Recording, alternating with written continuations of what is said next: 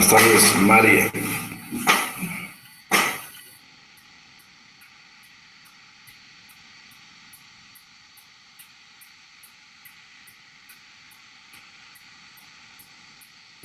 Jóvenes, gustan saludarlos.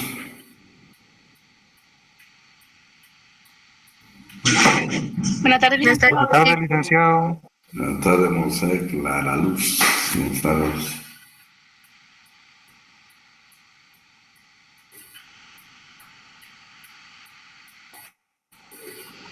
Buenas tardes, licenciado.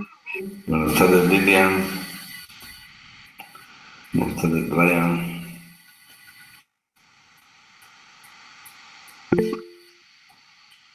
Tenemos a Byron.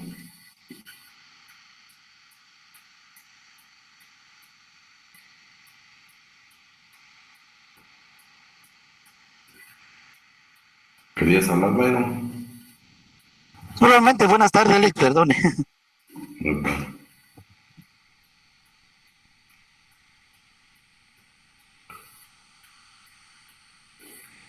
¿Qué tal en sus exámenes? ¿Cómo les fue?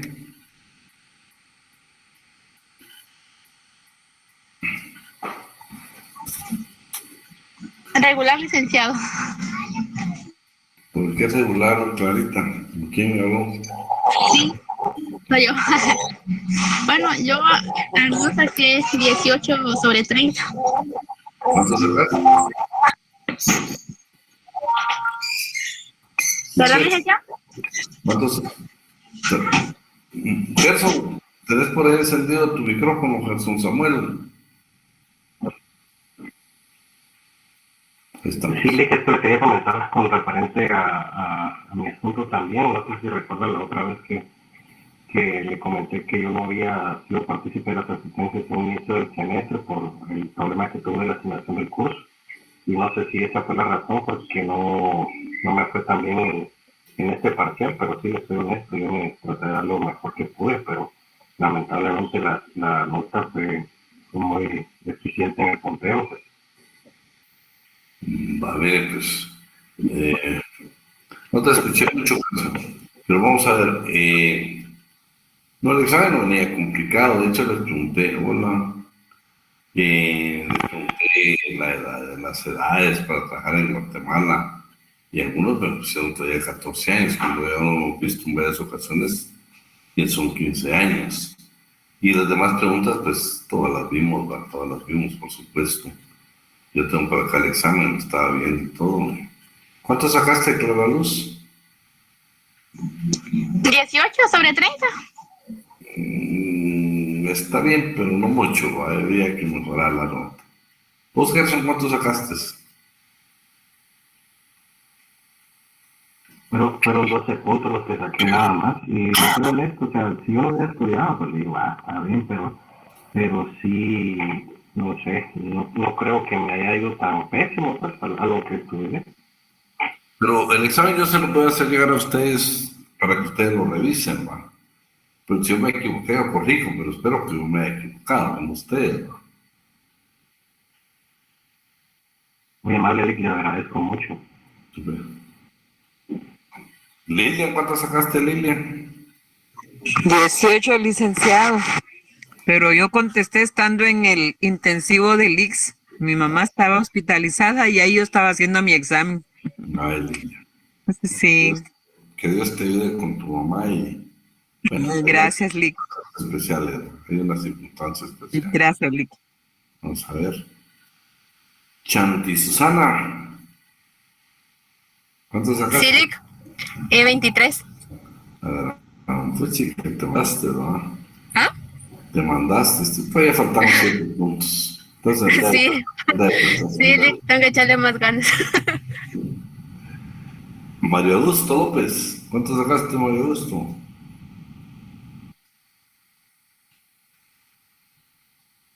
No está conectado. Andy Marlon Besa,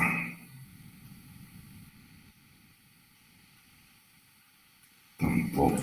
¿Qué manda, licenciado? Buenas tardes. Buenas tardes, ¿cuánto sacaste, Andy? Saqué 20, Lick. Estás en deuda, Andy. Así le voy a poner más ganas. Mario, ¿cuánto sacaste? 22, Lick. Estás en deuda, Mario. Era de 25 mínimo. Es que algunas están difíciles, Lick. Estás en deuda. Juan José, ¿cuánto sacaste? Licenciado, saqué 26. 26. Pues sí, Sí. te faltaron muy poquitas, dos. Muy poquitas ahí, bueno, algo pasó, va. Bueno, no te platico esto pues porque la idea es apoyarlo, ¿va? Si estamos fallando, cómo mejoramos, de qué manera podemos replantear el examen y todo lo demás. Pero vamos a tomarnos unos minutos al final para poder platicar. Bueno, aprovechando, fíjense que necesitaba, por favor, de todos ustedes, yo creo, pero si no estoy equivocado, solo nos faltó una compañera que no aparece en los cuadros. Celeste Valdés Cruz, no sé si está por ahí.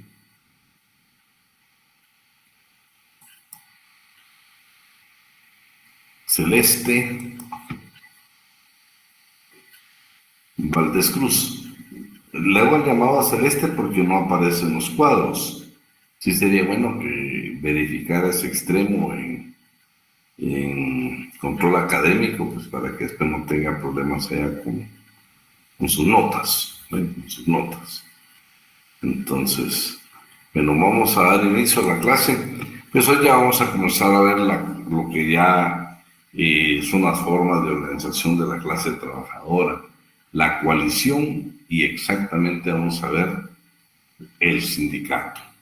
Cada vez que hablemos de sindicato estamos hablando según el derecho colectivo de las asociaciones profesionales. Así de que hoy vamos a tomarnos el tiempo para hablar un poquito de la coalición. La coalición, entonces estamos a la tercera unidad del programa, que son formas de organización colectiva, ¿sí? La coalición y la acción profesional. La asociación son los sindicatos. El sindicato es de lo que más vamos a ver hoy, de lo que más vamos a ver.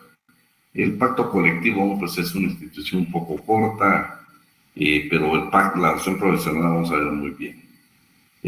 Por ejemplo, la coalición. Vamos a ver su historia, su definición, sus características y su procedimiento legal. Le voy a pedir favor aquí a quién me puede apoyar. ¿Quién nos puede apoyar aquí? Alguien que me levante la mano ahí para que nos apoye con la lectura. Vamos a ver, Jennifer, está Clara y ¿quién más? Y está Jeremías. Jeremías, ¿cuánto sacaste?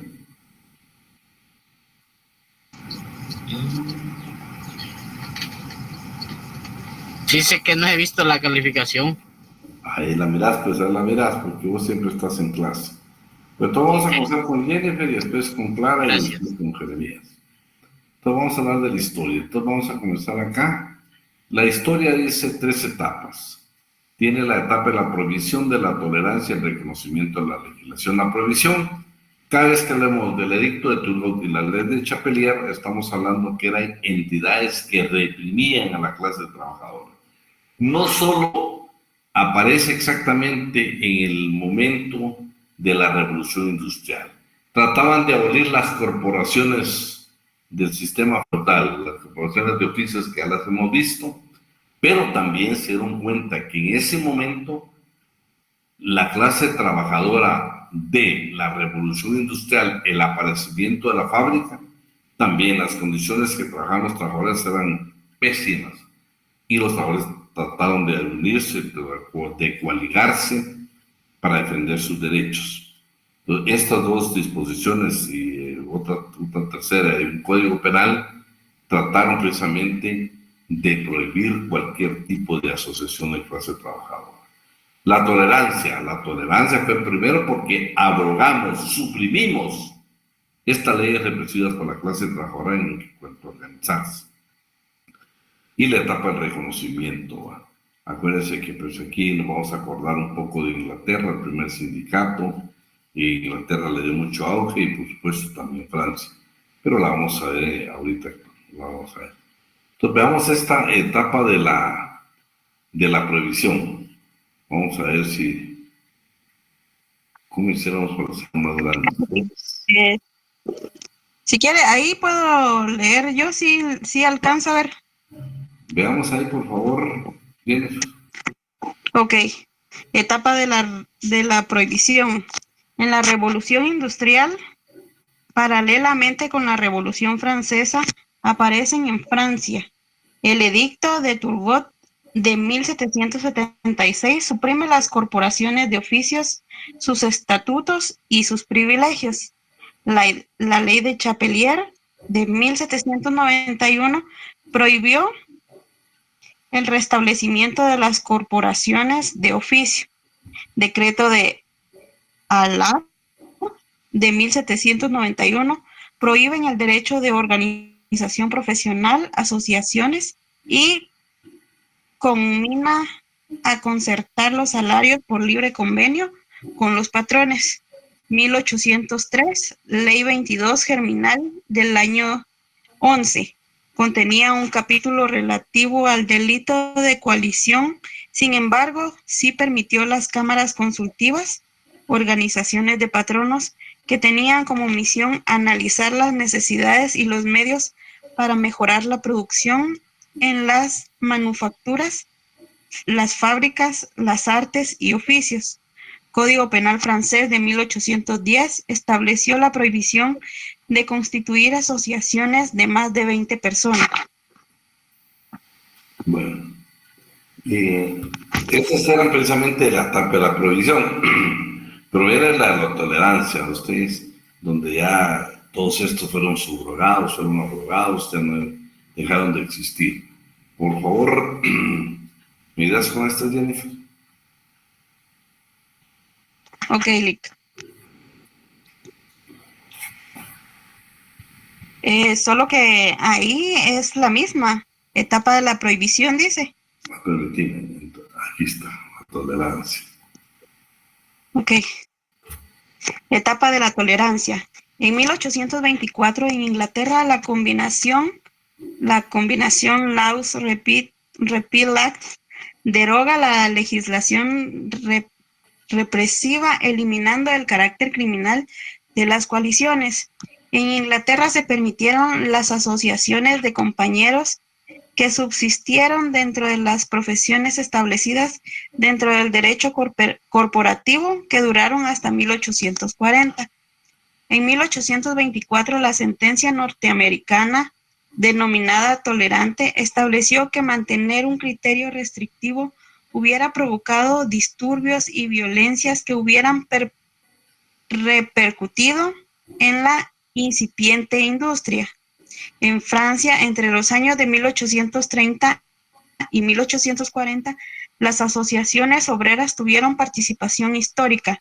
Y en la industria de seda, los obreros lograron obtener un contrato colectivo con el patronato, el cual incumplió el patronato. En Estados Unidos de Norteamérica, en 1859, se forma la Noble Orden de los Caballeros del Trabajo, organización que tenía como fin sustituir el sistema de trabajo asalariado por el de sociedad cooperativa mediante la educación y un sistema normativo. Bueno, quiero que le pongan mucha atención para efectos de examen a esta parte de la Noble Orden de los Caballeros. Entonces hoy veamos el reconocimiento de la legislación. Por favor, Jennifer. Ok. Etapa del reconocimiento por la legislación. En 1864, Francia norma el reconocimiento al derecho de coalición y a la licitud de la huelga consagrados en la ley francesa del 25 de mayo de 1864. En 1884, la ley Waldeck-Roussillon abroga la ley de Chapelier y el edicto de Turgot, y se realiza el derecho de organizarse en asociaciones. Bueno, este es el reconocimiento de la legislación. Por ejemplo, nosotros en Guatemala. Bueno, las definiciones. Miremos dos definiciones. Mírame lo que dice, vamos a ver la de Néstor de Buen y la segunda legislación mexicana. Por favor, Jennifer. Ok. Según Néstor de Buen, la coalición es el acuerdo de un grupo de trabajadores o patronos para la defensa de sus intereses comunes. Según la legislación mexicana, coalición es el acuerdo temporal de un grupo de trabajadores o de patronos para la defensa de sus intereses comunes. Bueno. Vean, pues con Néstor de Buen, ¿por qué esas dos? Porque también la coalición puede ser de trabajadores o también puede ser de patronos. Y tanto la legislación como Néstor de Buen todos coinciden. Primero que es un acuerdo temporal, ¿eh? Es un acuerdo únicamente que dentro de ahorita que vamos a ver sus características dice alianza concertada de trabajadores no sindicalizados. Ese, pues, por supuesto. El movimiento más claro que nosotros vimos en Guatemala fue hace 4 años, cuando un grupo de médicos del Hospital General San Juan de Dios inician precisamente como una medida de hecho a suspender labores. Posteriormente se le incorporan otros maestros, pues al final hacen su pliego de peticiones como regula el artículo 377 y ellos pues se le incorporan otros médicos, nombran su comité ad hoc, aunque la ley no lo diga, si se le denomina en Guatemala ese tipo de delegados, y estos pues precisamente presentan ya el pliego de peticiones, y el Ministerio de Salud al final responde satisfactoriamente y haga un convenio colectivo que termina siendo una ley dentro del Ministerio de Salud. Lo importante acá es de que siempre cuando estamos nosotros ahorita con el análisis de poder llevar a cabo nosotros el trabajo del pacto colectivo de condiciones de trabajo, yo siempre soy de la idea que pues ustedes cuando toquen que elaborarlo, no seamos nosotros parte de copiar, sino que seamos parte de, nosotros siempre hemos dicho, agentes de cambio. Por ejemplo, fíjense que yo tuve la oportunidad al final, ya que se había firmado el convenio y todo, una de las peticiones de los médicos era que fueran contratados por 8 horas, porque la mayoría no tenía 8 horas.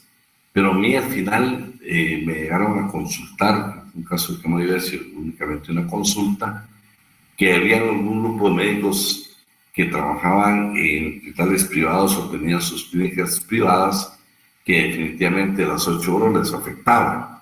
Pero en el convenio el movimiento logró que a todos los tuvieran 8 horas, pero a este grupo de médicos les afectaba. Entonces ellos querían hacer un replanteamiento del convenio. Para mí, ¿qué análisis tengo yo, por ejemplo, que sugerirles a ustedes? Entonces es importante que cuando hagamos un pacto colectivo de condiciones de trabajo, veamos circunstancias como estas, que posiblemente por querer beneficiar a todos los trabajadores tiempo completo los terminamos perjudicando. Por ejemplo, les digo, cuando hablamos de los contratos 029 y nosotros en una reivindicación de carácter económico y social, nosotros logramos de que los 029 pasen a 011, es un gran logro, pero muchos posiblemente se sientan afectados, porque están 029 porque ya son jubilados de otras dependencias del Estado. Segundo, hay quienes tienen salarios pero muy interesantes en un 029 y tienen que entender que cuando pasen a 020 a 011 no van a pasar con ese salario, van a optar a una plaza de las que están contempladas precisamente en las disposiciones legales de la Oficina de Servicios Civiles, especialmente del Ministerio de Salud y Asistencia Social. Entonces, mi idea es de que cada petición que nosotros hagamos al patrón, ya sea como trabajadores colegiados, o en este caso al pacto colectivo, pues que sea congruente precisamente a los intereses de nuestros agremiados y en caso de los trabajadores, pues de nuestros trabajadores que se coaligaron en este movimiento de carácter temporal. Procedimiento legal. Bueno, no vamos a encontrar nosotros la palabra coalición en el Código de Trabajo, pero claro que se sobreentiende. En el artículo 377 dice lo siguiente: cuando en un lugar de trabajo se produzca una cuestión susceptible de provocar una huelga o un paro, saben que huelga es para trabajadores y paro para patronos. Los interesados, o sea, patrono o trabajador, si se tratara de patronos o de trabajadores no sindicalizados, esos son los trabajadores coaligados. Esa es la coalición de trabajadores. Elaborarán y suscribirán un pliego de peticiones en el que asimismo designarán 3 delegados, que esto yo le digo en la práctica se le llaman el famoso comité ad hoc, que conozca muy bien las causas que provocan el conflicto y a quienes se les confiderá en el propio documento poder suficiente para poder firmar cualquier arreglo en definitiva o simplemente a referéndum. El subrayado, por supuesto, de su servidor, esta es la coalición de trabajadores. Porque al segundo, por lo que continúa está hablando, ya de un pacto colectivo que ustedes saben que únicamente los pueden celebrar exactamente los trabajadores sindicalizados, no los coaligados. Entonces, este es la norma donde usted va a establecer que se sobreentiende que es la coalición de trabajadores.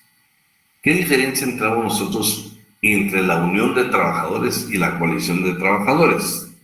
Vean, a partir del artículo 374 nosotros vamos a encontrar el arreglo directo. ¿Qué es el arreglo directo? Patronos y trabajadores tratarán de resolver sus diferencias por medio del arreglo directo, con la sola intervención de ellos. O sea, que patrono y trabajador busquen una solución a esas diferencias. O bien con amigables componedores, terceros que puedan ayudar. Pero no están acudiendo a un juez, no están provocando un conflicto colectivo de carácter económico-social que va a provocar la integración de un tribunal de conciliación. No. Estas son diferencias que suceden y se van a arreglar a través de un arreglo directo. ¿Sí? Entonces vamos a tener, los trabajadores los vamos a organizar y vamos a constituir consejos o comités ad hoc, que es donde la palabra esta la encontramos nosotros en este artículo. No la encontramos en los conflictos colectivos, pero sin embargo, en los conflictos colectivos del 377, a esos 3 delegados en la práctica nosotros le damos comité ad hoc. Pero está establecido esta palabrita exactamente en el 370 de trabajadores. Y por supuesto, el 377 que bueno indicamos son cuestiones susceptibles de provocar una huelga o un paro.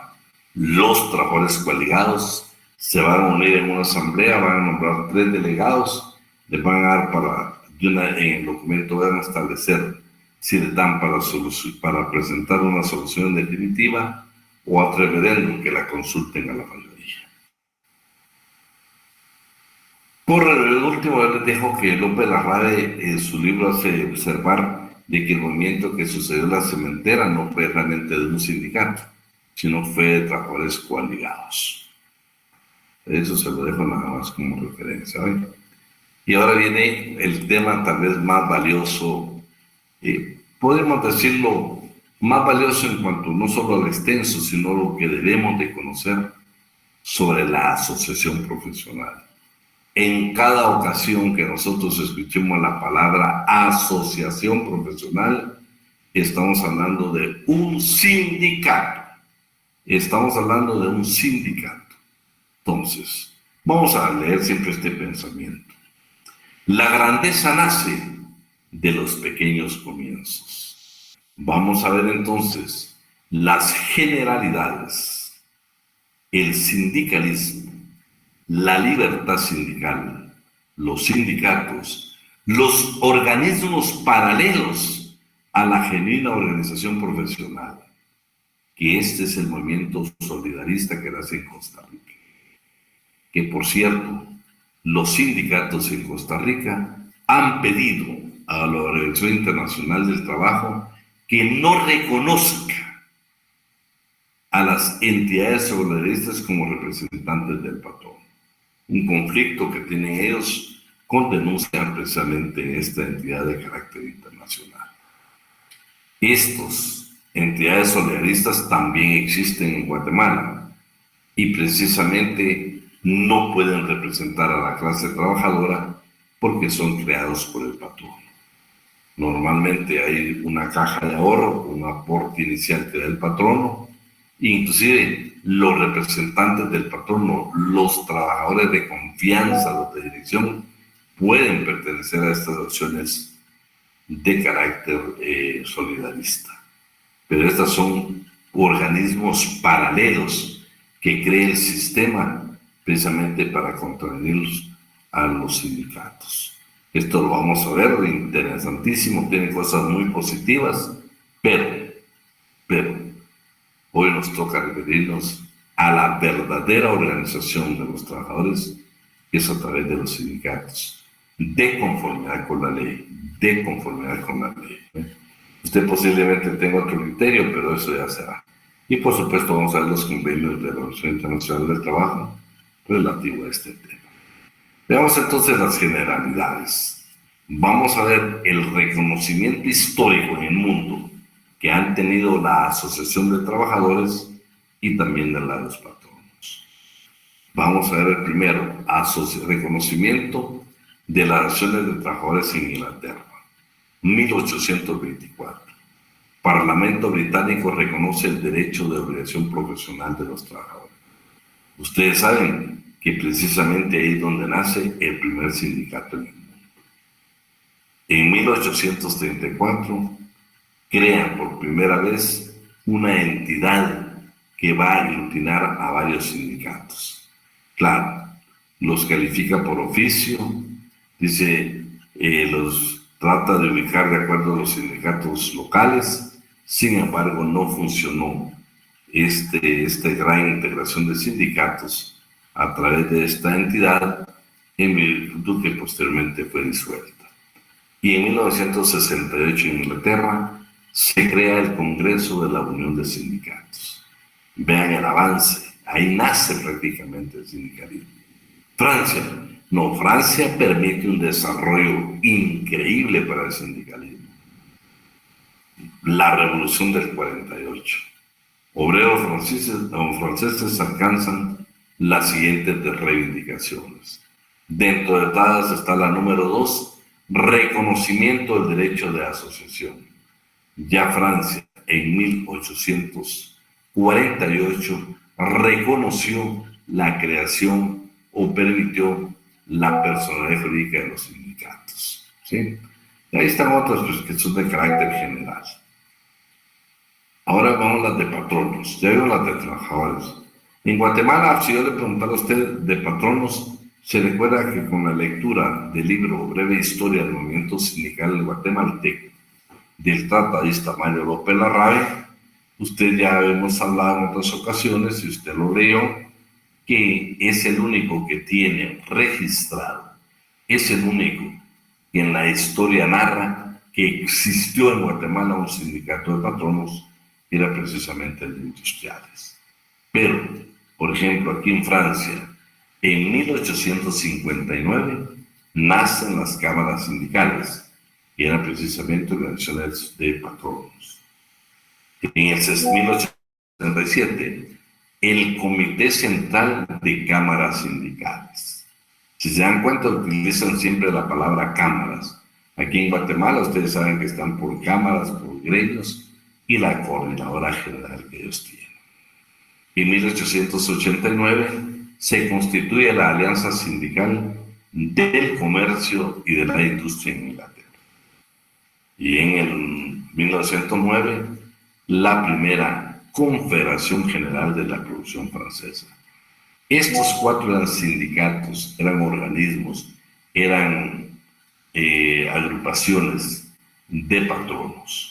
Ellos estaban defendiendo sus intereses a través precisamente de cada una de estas instituciones. Hoy sí entramos a ver lo que es el sindicalismo. Y el sindicalismo como primera etapa de una asociación profesional. Vamos a ver su historia, sus pensamientos y corrientes. Vamos a ver, por supuesto, en tu historia, vamos a ver el sindicalismo inglés, el francés, el italiano y alemán, el norteamericano, el soviético y el universal. El inglés, nacimiento de los sindicatos. El francés, el desarrollo de los sindicatos. El italiano, buscaban la paz social creando los sindicatos mixtos, integrados por patronos y trabajadores. El alemán buscaba la unificación, no importa si habían sindicatos de carácter ideológico, ellos buscaban la unión. El sindicalismo norteamericano le hace saber precisamente al patrono, a los empresarios, al capitalismo, que parte de la democracia del sistema capitalismo es precisamente el sindicalismo y especialmente el desarrollo del sindicato. Participación, inclusive de un partido político, un precedente trascendental, donde él consideró que problemas entre Estados Unidos y la Unión Soviética, que esa era parte precisamente del sindicalismo. Cuando en la realidad ustedes saben que, aunque la Unión Soviética fue formada por la clase trabajadora, donde los sindicatos tuvieron mucho auge, fue un sistema político totalmente fracasado. Entonces, lo vamos a ver, por favor, no desde el punto de vista ideológico, sino precisamente el desarrollo del sindicalismo en cada país. Vamos a iniciar entonces viendo el sindicalismo inglés. Alguien ahí que habrán algunas palabras aquí en inglés que me gustaría que pedirle, suplicarle que alguien de ustedes que esté un poquito más en inglés que nos apoye para leer. ¿Quién nos apoya para leer? Tienen que participar. Yo, licenciado.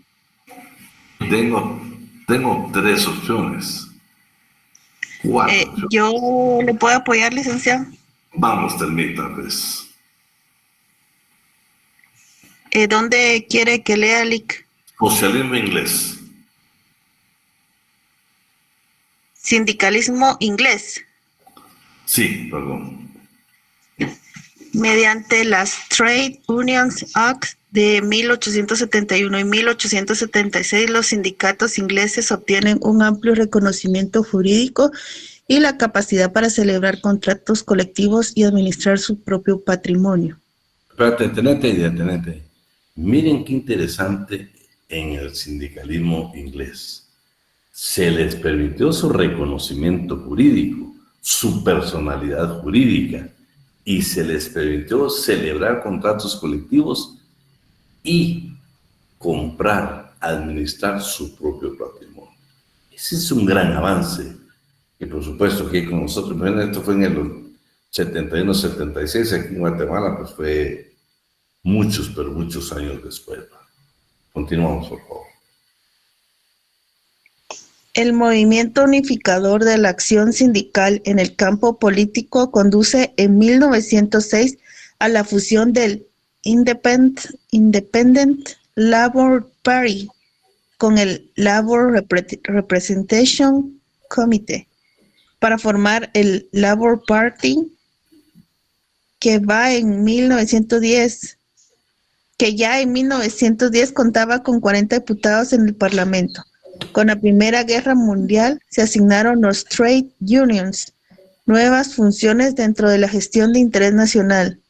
Se les dio participación en el gabinete de guerra, que era el objetivo dentro del ministerio de la cuestión bélica, y se integraron en forma paritaria con los empresarios comisiones mixtas industriales.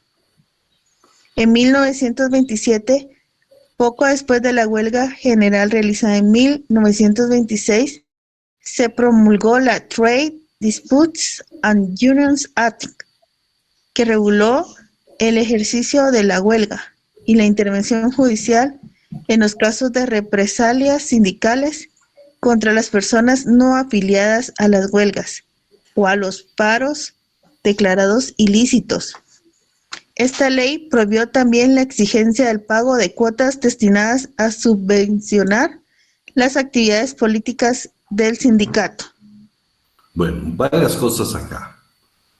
En inglés, aparte de esto, vean, como se da el conflicto de la Primera Guerra Mundial, todos los sindicatos, de hecho, cuando leemos el manifiesto comunista, se dan cuenta ahí que Alemania y otros países, los sindicatos dijeron, señores, es momento de una tregua en cuanto a un tipo de organización internacional de sindicatos.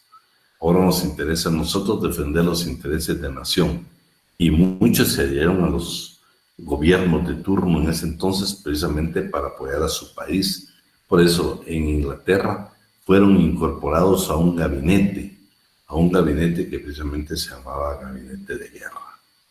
Y después ya elaboraron disposiciones de carácter legal, disposiciones en materia laboral, y una de ellas fue precisamente, si se dan cuenta, hemos hablado nosotros del cartismo, aquellas cartas que le enviaban los trabajadores a los del Parlamento británico, con la intención de que fueran incorporados también dirigentes trabajadores a todo ese proceso de incorporarlos al Parlamento. Aquí ya tienen una muy buena cantidad, 40 diputados, y ya están legislando como ellos lo pedían a favor de la clase trabajadora. Pero también hay un problema, como ya ellos fueron parte del Parlamento, significaba que participaban en política, y los sindicatos se obtienen con los aportes que hacen los afiliados. Entonces, de que los aportes eran para el desarrollo del sindicalismo y no para apoyar a partido político en cuestiones estatales. Ahora mírame esto donde dice la necesidad, por favor. La necesidad de integrar una nueva política de relaciones industriales ante el complejo conflicto de clases y el detrimento del proceso económico determinó la formación de una legislación sindical unitaria que dotara de cuerpo y sistema a los dispersos estatutos existentes. Así surge la ley de 5 de agosto de 1971 sobre relaciones industriales, también conocida como la Ley Sindical Inglesa, derivada del Industrial Relation Bill de octubre de 1970, el que a su vez tiene su base en el documento programático económico-social del Partido Conservador de 1968, publicado con el título de Fair Deal at Work. Muy bien. Ahora, ese, se dan cuenta, es el nacimiento, pero ya había legislaciones, ya habían disposiciones, la pausa por la guerra que tuvieron. Pero el sindicalismo francés fue un gran aporte que se tuvo precisamente para los sindicatos. Este sindicalismo francés, que tiene ya un desarrollo importantísimo. Vamos a ver quién más nos apoya para que descanse el temita.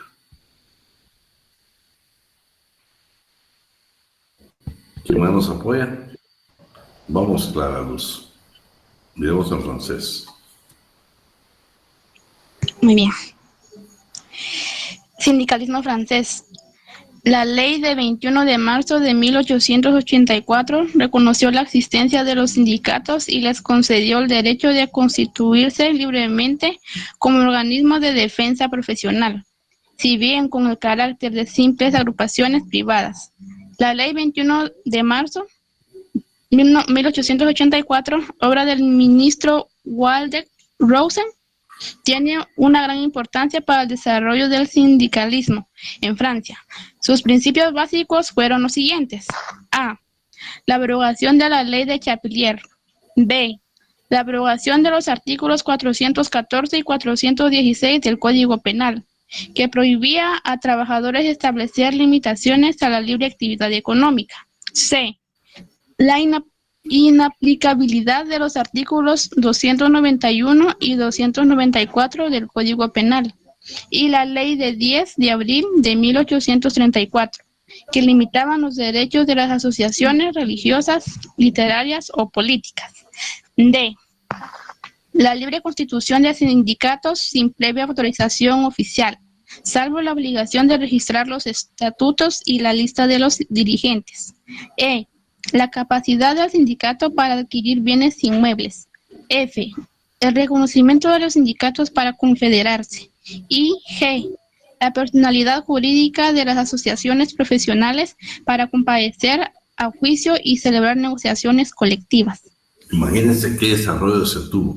No solo abrogó, derogó todo lo que perjudicaba el derecho de asociación, el derecho de agruparse, el derecho de asociarse, sino también permitió la libre constitución de sindicatos, la capacidad de adquirir bienes inmuebles, el reconocimiento de los sindicatos a confederarse, o sea, ya ir más allá aún de las fronteras, y precisamente que le permitió a través de las personalidades jurídicas de los sindicatos comparecer en juicio y celebrar negociaciones colectivas. Y estamos hablando de 1884. Saben que actualmente son disposiciones, algunas que ya contienen nuestra legislación, pero históricamente, ¿qué desarrollo tuvo precisamente el sindicalismo precisamente francés en el mundo? Veamos estos últimos, por favor. Clara Luz. Muy bien. Muy bien, licenciado. 1895. Bueno, en 1895 se creó la Confederación General del Trabajador, que unificó a los sindicatos, bolsas de trabajo, federaciones departamentales o regionales de sindicatos, federaciones nacionales de sindicatos de diferentes profesiones, uniones o federaciones nacionales de oficio y federaciones de bolsas de trabajo. La Ley sobre las Asociaciones Profesionales de 21 de marzo de 1884 es revisada y enriquecida con mejor técnica y contenido, mediante la Ley del 12 de marzo de 1920. En 1936, poco después de los acuerdos Magneton y de la legislación de Frente Popular, se reconoció la actividad sindical a nivel general, sin llegar a regularse todavía su intervención en la gestión de las empresas. La Constitución de 1946 consagró el principio de libertad sindical, que en el sistema del derecho positivo se regula en dos sentidos: frente al patrón como facultad de afiliarse a un sindicato y frente al sindicato mismo como libertad de no adherirse. Con la ley del 11 de febrero de 1950 sobre las convenciones colectivas de trabajo, se constriñe el empresario a respetar el derecho sindical. Mediante la ley de 27 de abril de 1956 se protege la libertad de sindicatos frente a las represalias patronales y se establece la nulidad de cualquier disposición tendente a obligar al empresario a contratar o a conservar en el empleo y a los trabajadores afiliados al sindicato titular o label. Hasta allá. Muy bien, licenciado. Siempre estamos en Francia. Ya permitieron la libertad sindical. Cuando nosotros, ahorita estamos hablando del sindicalismo, luego vamos a hablar de los sindicatos, de las corrientes, de los pensamientos, del revolucionario, del coadyuvante, pero ahorita estamos hablando ya, en Francia se hablaba de la libertad sindical. ¿Qué libertad? Frente al patrono, frente al propio sindicato. ¿Qué actitud vamos a tomar? ¿Qué derechos vamos a tener como afiliados? Precisamente hay países donde usted ingresa y automáticamente le incorporan al sindicato. Pero Guatemala tiene la libertad de muchos países donde usted es libre de elegir a qué sindicato puede adherirse. Es más, tiene la libertad de no adherirse a ningún sindicato, como lo tienen muchas legislaciones en el mundo. Pero también hay estados en el mundo, Guatemala no, pero hay estados en el mundo que tienen precisamente donde lo obligan a adherirse a determinado sindicato. En Guatemala lo harán, pero no de forma legal, sino de una manera diferente, bajo presión en otras circunstancias, que muchas veces le dan trabajo con la obligación que usted se adhiera a tal sindicato. ¿Por qué? Porque en Guatemala el sindicato mayoritario, de conformidad con la ley, tiene muchas prerrogativas que le van a servir precisamente para integrar organismos como, por ejemplo, el Tribunal de Conciliación y Arbitraje. Entonces, muchas veces para realizar movimientos sindicales, hay patronos que obligan a que usted se diera a otro sindicato, posiblemente, de los que la doctrina llama sindicatos blancos, que son, no son representantes, pero sí son afines a los patronos, son ellos los que prácticamente los han formado con trabajadores afines a ellos y quieren que uno se incorpore. Pero ese es un tipo de presión de otra naturaleza. Pero acá, ya precisamente de 1947, Francia hablaba de la libertad sindical, el derecho de no adherirse a un sindicato, el derecho precisamente de frente al patrono que si usted debía o no debía adherirse a un sindicato. Y por supuesto en Guatemala encontramos empresas donde de una vez le advierten que no quieren que se llegue a sindicalizar. El italiano y el alemán. El italiano, señores, dijo, tanto conflicto entre patrono y trabajador. Busquemos una solución social. La creación de los famosos sindicatos mixtos. ¿Qué son los sindicatos mixtos? Aquellos integrados por trabajadores y patronos. Y eso es imposible. Pero sin embargo, ellos mismos posteriormente se dieron cuenta de que no, los sindicatos no pueden ser mixtos, tienen que ser sindicatos de trabajadores. Pero la corriente del sindicalismo italiano iba adherido de la mano con la Iglesia Católica de ese entonces, de 1894, para que existieran sindicatos mixtos para buscar una paz más que todo espiritual y evitar conflictos entre patronos y trabajadores. El alemán fue diferente. El alemán trató de unificar aún aquellos sindicatos de carácter ideológico, ya sea de corte comunista, de corte socialista, de corte, ¿qué dijera yo? Demócrata cristiano, cualquiera de esos, ellos querían unificarlos y decía queremos tener unificados totalmente. Cuando uno lee, por ejemplo, parte de la historia del sindicalismo italiano y del socialismo alemán, sindicalismo y socialismo alemán, se dan cuenta que ellos no fueron afines, por ejemplo, a la Unión Soviética, no fueron afines a esos movimientos de la clase trabajadora.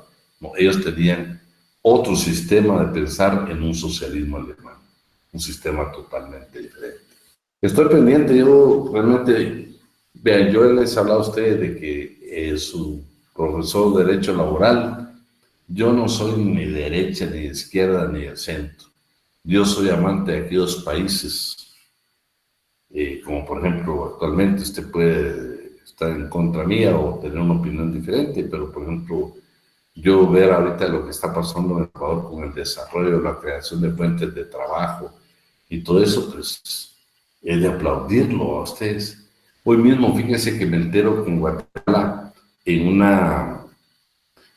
una actividad que tienen varias instituciones, están comenzando a visitar empresas, no solo el Ministerio de Trabajo, van delegados de otras instituciones a verificar el cumplimiento por parte de los patronos de las disposiciones legales que se tienen en materia laboral. Esta es una noticia del día de hoy, donde varias instituciones están coordinadas y van a hacer visitas a sedes de trabajo para verificar el cumplimiento en materia laboral. Eso es lo que hay que aplaudir. Por favor, aquí conmigo no es nada ideológico, aquí yo no, pero por eso me he detenido que si leemos o no el Manifiesto Comunista. En parte quiero que lo leamos porque me interesa como cultura general para nosotros. Que nadie nos esté diciendo que es comunismo, que es socialismo, si existe un solo comunismo, si dice diversas clases de comunismo, diversas clases de socialismo. Yo quiero que usted lo aprenda por lo que dice la historia, no por lo que nos cuentan, no por lo que nos dicen, porque no, nosotros, yo siempre le pido a usted que una de las cosas que debemos de hacer nosotros, precisamente en la Universidad de San Carlos, es que nadie nos ponga vendas, que nosotros verdaderamente y deseada todo se cumpla, pero sin vendas. Que usted conozca el mundo tal como es y las instituciones tal como son. Fíjense que entre las preguntas que yo le hice a usted, le hablé de los 15 años y todavía no me lo pusieron mal, nada más. Entonces, esa es la importancia siempre de estar en clase. Pero bueno, veamos entonces qué es el italiano y el alemán. ¿Quién más nos ayuda? Mario. Buenas tardes. El sindicalismo italiano y alemán. En 1893 aparecen las organizaciones sindicales en forma de federaciones nacionales, al propio tiempo de inspiradas en las bolsas de trabajo francesas. Se crean las cámaras de trabajo con la función de centralizar la organización del trabajo, constituir agrupaciones de resistencia, abolir los departamentos de colocación, instituir colegios que prohibir y propiciar la promulgación de una legislación social. Frente a la precisión del socialismo, el programa elaborado por el Congreso Católico de 1894 proclama la predilección por los sindicatos mixtos, si bien no condena la formación de sindicatos exclusivamente obreros. De esta suerte, en 1898 se forma un manuscrito sindical católico de sindicatos profesionales integrados solamente con trabajadores. El ordenamiento fascista estableció el sindicalismo de Estado, regulando el sindicato de derecho público mediante la Ley 3.4, 1926, número 523. Favoreció también la formación de una legislación de seguridad pública, 6 de noviembre de 1926, de carácter represivo. Por exigencias del sistema se suprimió la legislación sindical, sustituyéndola por la Ley de 3 de abril de 1926, modificada en febrero de 1934, que reglamentaba la organización corporativa. ¿Puede subirlo, licenciado, por favor? Bueno, entonces, fíjense que es interesante esto que estamos hablando, aparte de los sindicatos mixtos. Fíjense que sustituyeron la legislación sindical por la corporativa. O sea, estaban diciendo, señores, no solo son sindicatos, pueden haber cooperativas, pueden haber mutualistas. Entonces iba más por lo corporativo y tratar de evitar la parte de la legislación sindical. Si queremos haberlo subrayado nada más.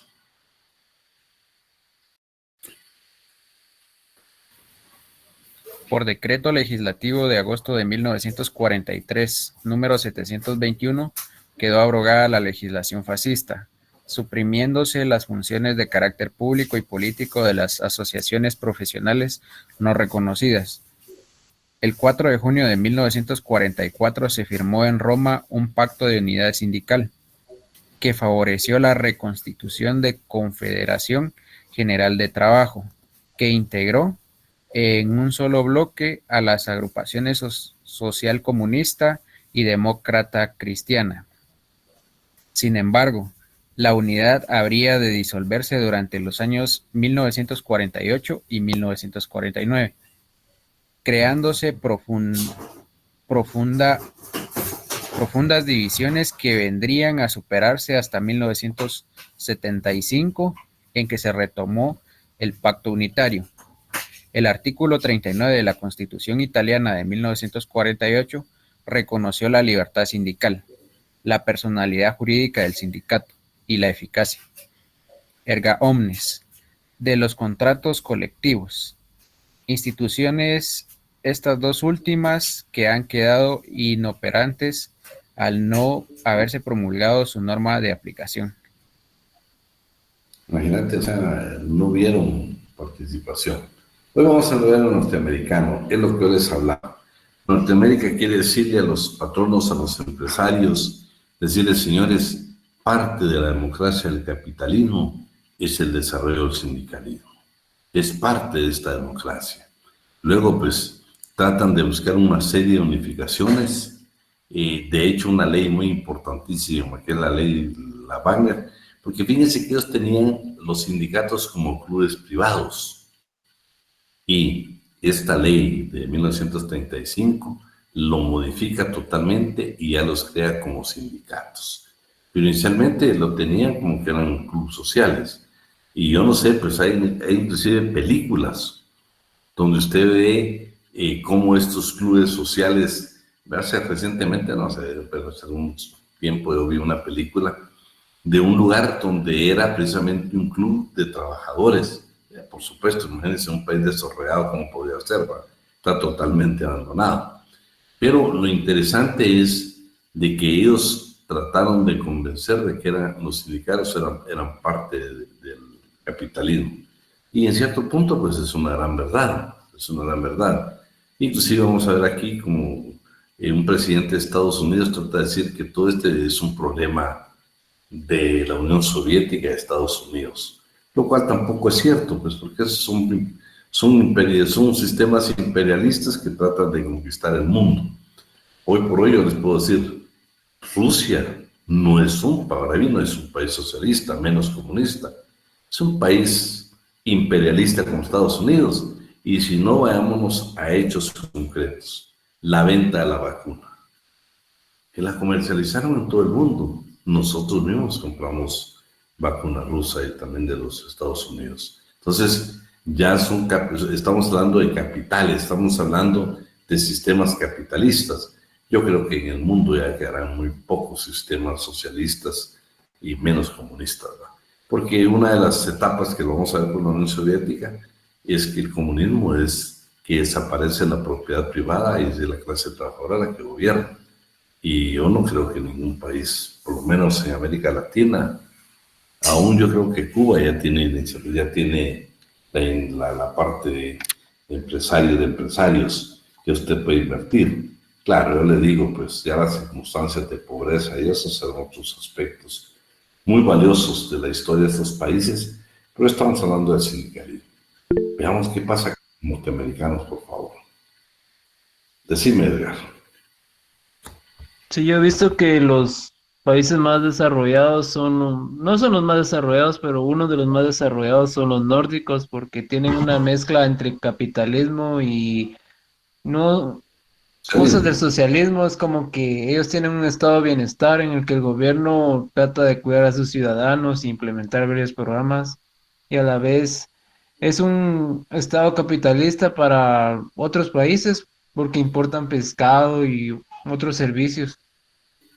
Y fíjate que con lo que dice Nilsson, vean ustedes cuando uno comienza a ver documentales, es increíble, por ejemplo, cómo protegen el medio ambiente, es increíble. Yo te digo, los salarios, la protección que tienen para la clase trabajadora, pero empresarios con mucha conciencia. Creo que en parte, pero yo creo que Nilsson tiene una buena perspectiva de lo que sucede, pero nosotros creo que vamos a aplaudir a aquellos países que permiten el desarrollo, no solo de un grupo de empresarios, sino de la comunidad completa, salarios justos, trabajadores capacitados, trabajadores orientados a que un día puedan ser ellos mismos patronos, pero tantas cosas se pueden dar, y eso es lo que vamos a hacer. Entonces vamos a leer esto del norteamericano, por favor, alguien que nos apoye. Adicional, ¿quién más nos puede ayudar? Alguien al principio había dicho, Stephanie, creo. Ya Stephanie se nos fue. Aquí estoy, licenciado. Bueno. Pero vamos a ver quién más nos apoya, porque nos apoyaste. Jacqueline María José Peña, ¿estás por ahí? No. Sí, licenciado. ¿Me apoyas con esto del norteamericano? Ahora empiezo. Sí podés, por favor, nada es obligado.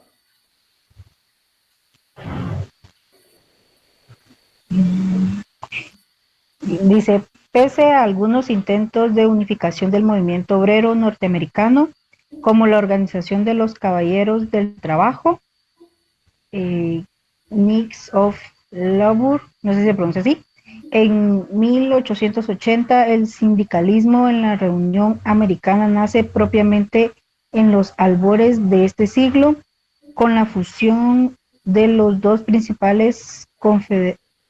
principales confederaciones, la AFL, American Federation of Labor, y la CIO, Confederation of Industrial Organization,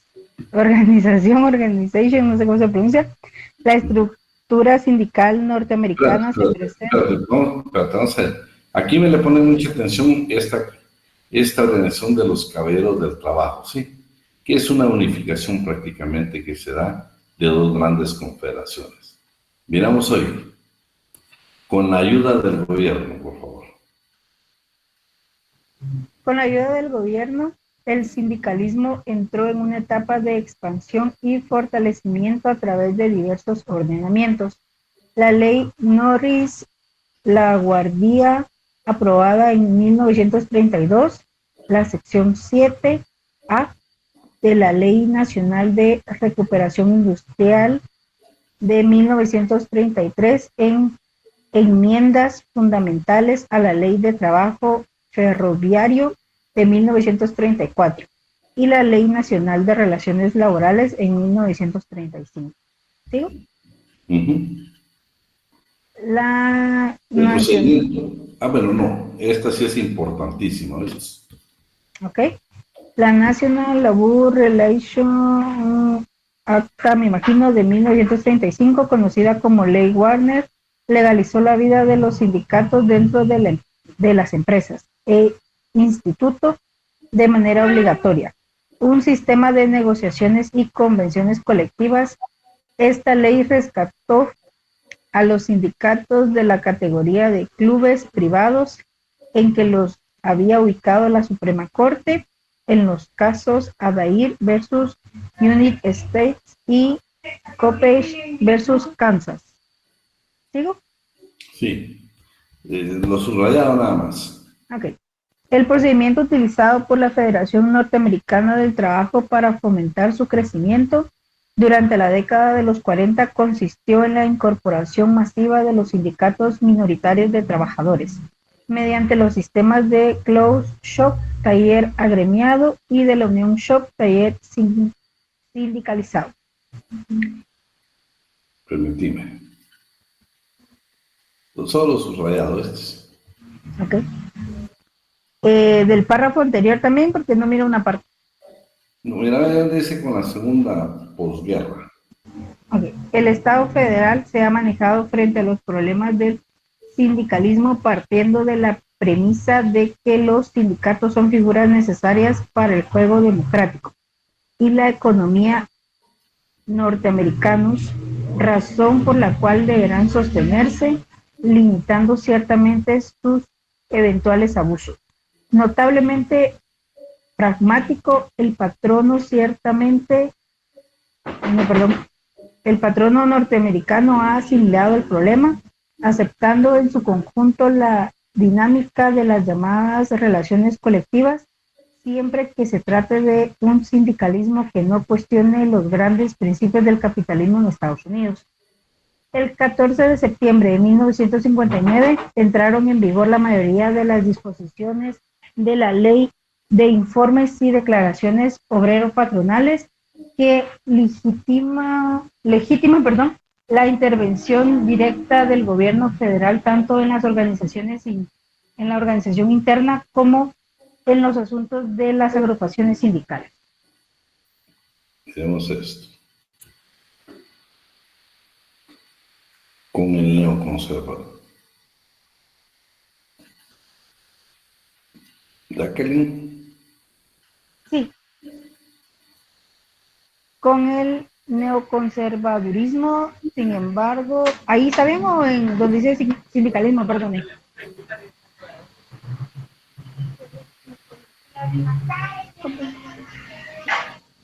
Licenciado, perdón, me escucha. No tengas pena. Donde dice el sindicalismo, continúo. No dice el neoconservadurismo. Ok. Con el neoconservadurismo, sin embargo, la ideología se ha transformado en partido, llevando al poder mediante Reagan y su partido republicano. Tesis tan absurdas como aquella que sustenta que lo que caracteriza al mundo actual es el conflicto de civilizaciones entre Occidente y el comunismo, entre el este y el oeste, entre los Estados Unidos y la Unión Soviética. El sindicalismo dentro de este marco se ciñe a los postulados del imperialismo actual, cuyos caracteres distintivos son: A. La transformación del énfasis principal de la rivalidad de repartirse en el mundo a la lucha contra la contracción del propio sistema imperialista. B. El nuevo papel de los Estados Unidos como organizador y dirigente del imperialismo universal.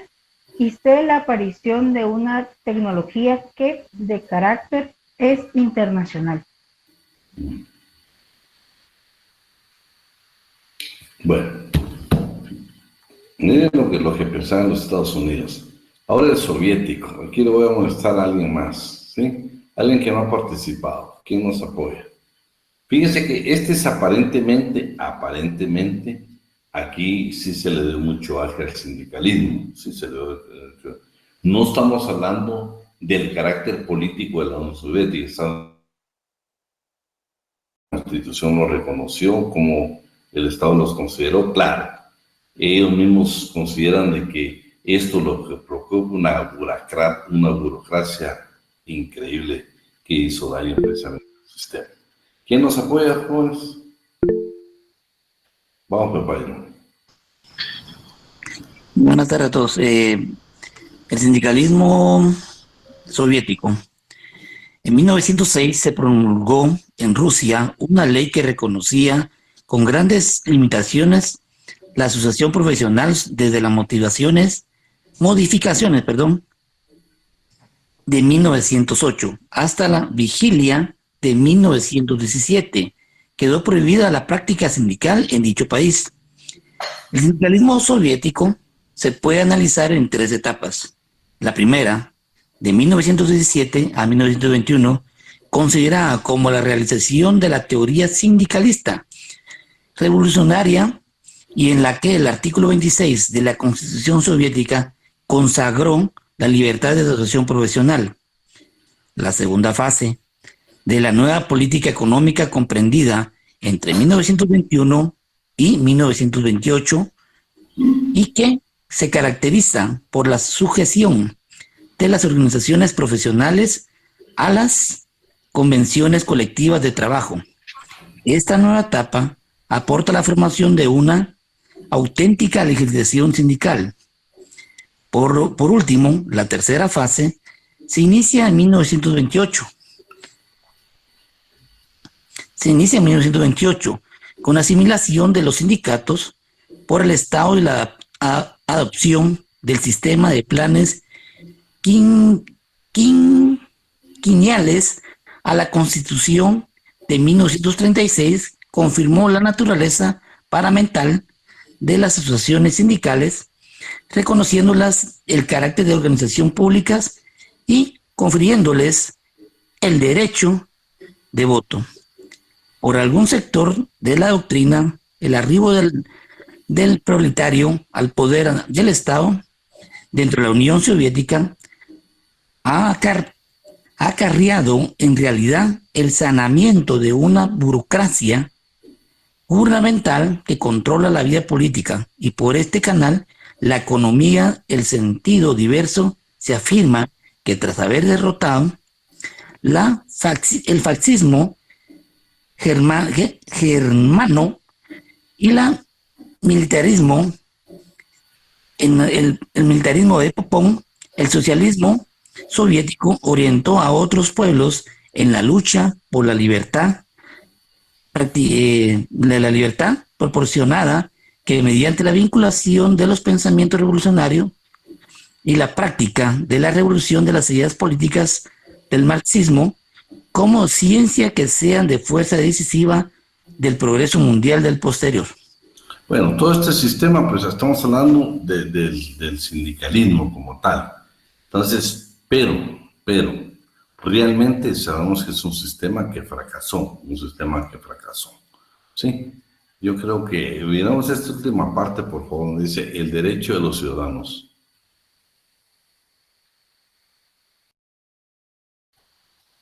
Por favor, vaya. Ahorita voy, permítame. ¿Dónde me perdí ahorita? El derecho de los ciudadanos. El derecho de los ciudadanos al agruparse en organizaciones sociales tiene rango de constitucional y se garantiza de esa forma efectiva por todo el sistema de las relaciones sociales existentes en la Unión Soviética sobre la base de la libre afiliación en los sindicatos de la Unión Soviética. Militan más del 90% de quienes trabajan en la economía nacional, aclaración hecha de que los derechos y deberes de los miembros obran en el estatuto respectivo de cada organización. Bueno, lo interesante entonces es lo del aporte que hicieron todos esos sindicalistas. Estos movimientos sindicalistas en cada país.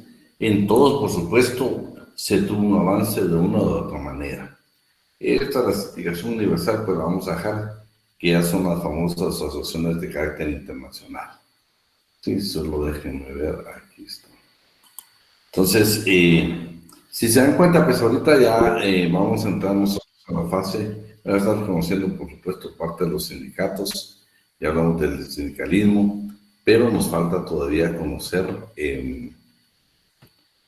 etapas como, por ejemplo, las corrientes de pensamiento que hay, el sindicalismo coadyuvante, revolucionario, y después la libertad sindical. La libertad sindical es importantísimo, que la vamos a ver. Decime, María Augusto.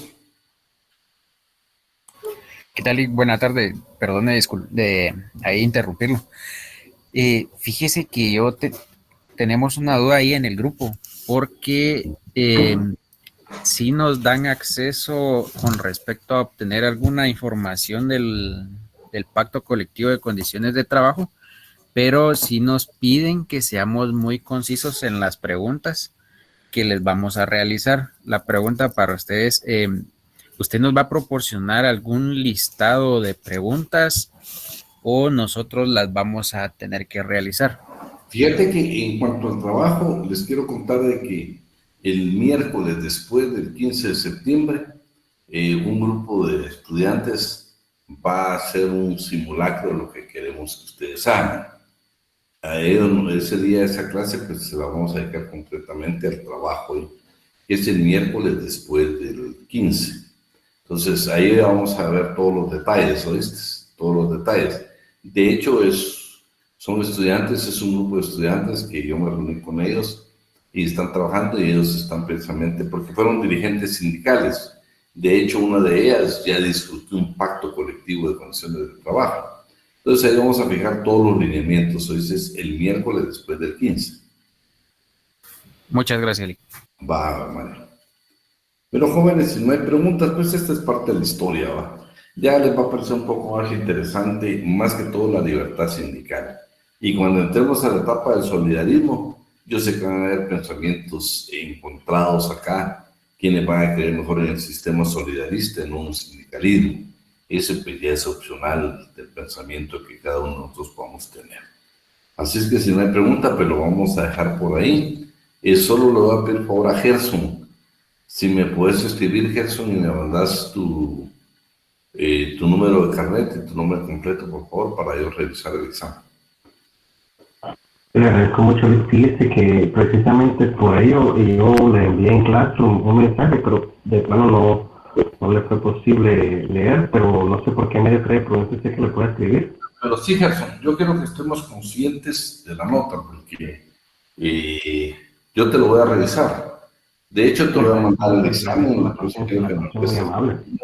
para enviarte el examen, lo revisas y ahí pues verificamos. No te puedo decir, yo también soy humano, me puedo equivocar. Porque hay que a consecuencia de lo que el esmero que tuve del estudio que realicé, pues, o sea, tampoco le digo de un 30, pues, pero tal vez me tendría que mantener en el rango no menos de 20. Pues va, yo te voy a revisar tu examen, ¿ves? Bueno, otra pregunta, Jorge. ¿Alguna otra? ¿Cómo podríamos hacer con referencia a las asistencias, Lick? Porque no fue imprudencia ni negligencia de no haber estado en las clases anteriores, sino que fue por consecuencia de la asignación que tuve extemporánea por por el curso que me asigné con usted únicamente, entonces... Pero si quieres ese tema, escribir mejor y lo miramos personalmente, porque para no intervenir nosotros en la cátedra, pues, mejor me escribís muy amable juntos. Bueno, jóvenes, entonces eso, sé que las notas pues no están como realmente hubiéramos deseado nosotros que estuvieran. Fallamos en algunas cosas, preocupados las cosas que las repetí varias veces en clase y aún así. Otra cosa que me di cuenta es que el día que hicimos el repaso, para mí me causó mucha tristeza la poca cantidad de alumnos que teníamos conectados. Imagínense en ese repaso, si usted lo revisa realmente, ese repaso era importante. Si usted estuvo y no lo analizó despacio, pero si usted revisa ese examen con ese repaso, fue importante el repaso, fue importante, pero fue el día que menos conectados tuvimos, Entonces yo los quiero apoyar, pero siempre y cuando ustedes se dejen apoyar. Pero si no vinieron ni siquiera al repaso, entonces ya posteriormente se nos complica la vida, ¿eh? Sí, es la verdad, Emilio, es la verdad. Pero imagínate, fue el día que menos alumnos estuvieron. O sea, sí, te fue a ver tu nota. Pero, entonces,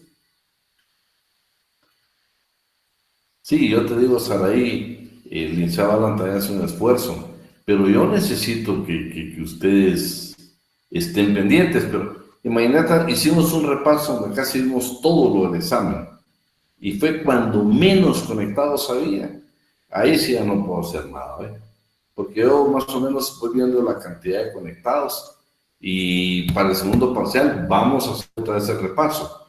Pero si usted no tiene interés, dígame qué puedo hacer yo. O sea, eso es lo que a mí me preocupa, ¿va? Que yo sé que ustedes, la mayoría son trabajadores, pero a mí me ha agradado de ver, y lo digo con mucho respeto, alguien que cuando digo me puedes arreglar un artículo, no puedo porque voy manejando, voy de retorno a mi casa. Me llena tanto el corazón que imagínate, todavía no solo va manejando, posiblemente con lluvia, con un tráfico horrible, y todavía, de veras me llena el corazón, ve escuchando la clase.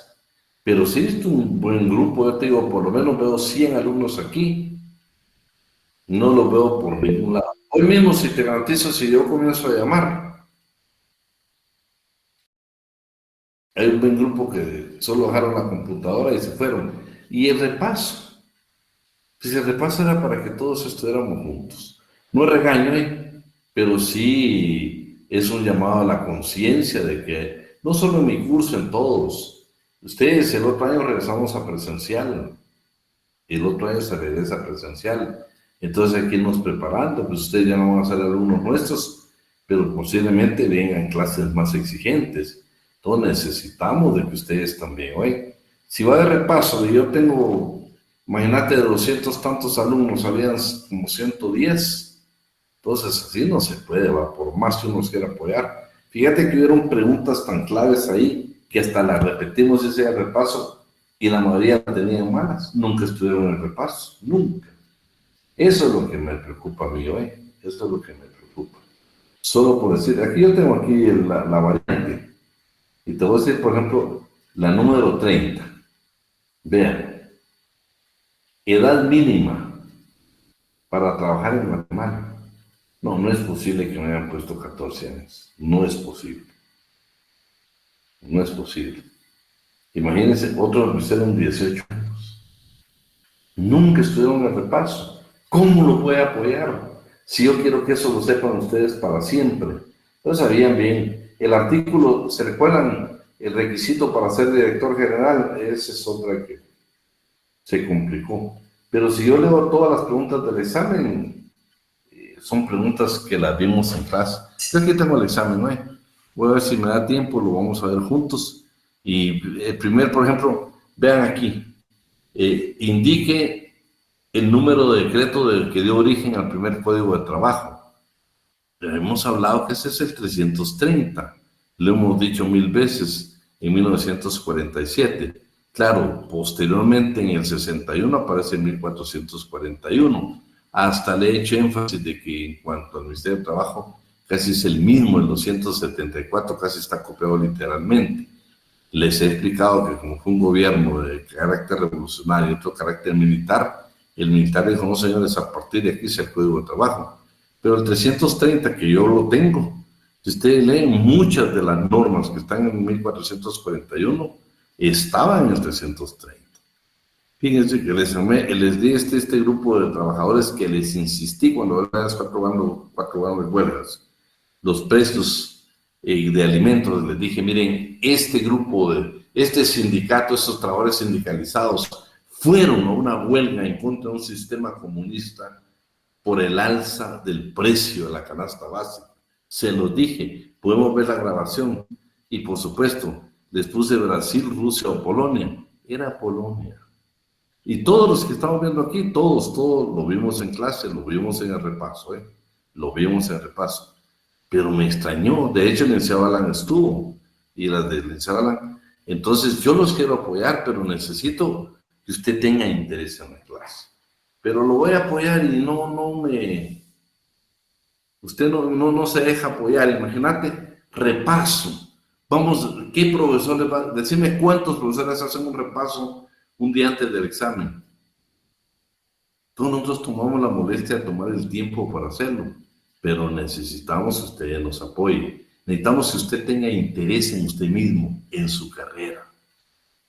Yo estoy para bendecirlos, pero déjese de bendecir. Pero imagínate, yo voy a llamar a veces, fíjate, pues, ¿por qué les digo participen? Porque si Gerson Samuel está siempre participando, yo te tengo en la mente, porque te quiero decir que yo veo las calificaciones, ¿oíste? Primero las pasamos en borrador y después ven limpio. Entonces lo hacemos, ¿oíste? Entonces, por eso me interesa. Yo te puedo hablar a gente aquí que yo la identifico ya muy bien, pero hay quienes nunca participan en clase, nunca.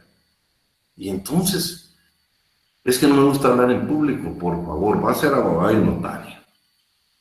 Y ahora todos los juicios son orales. Un día va a estar en debate, ni modo que está hacer, es que no me gusta, no le puede dar su caso que no me gusta hablar en público, no señor, tiene que hablar en público. Entonces, lo quiero motivado, lo quiero motivar, no es regaño, es una motivación para que usted se deje ayudar. Pase buena noche, nos vemos si Dios quiere el día viernes. Y nada, que ya... Muchas gracias, licenciado. Gracias, licenciado. Feliz noche. Buenas noches, licenciado. Buenas noches, licenciado. Gracias por todo, licenciado. Feliz noche. No quiero ni un punto perdido.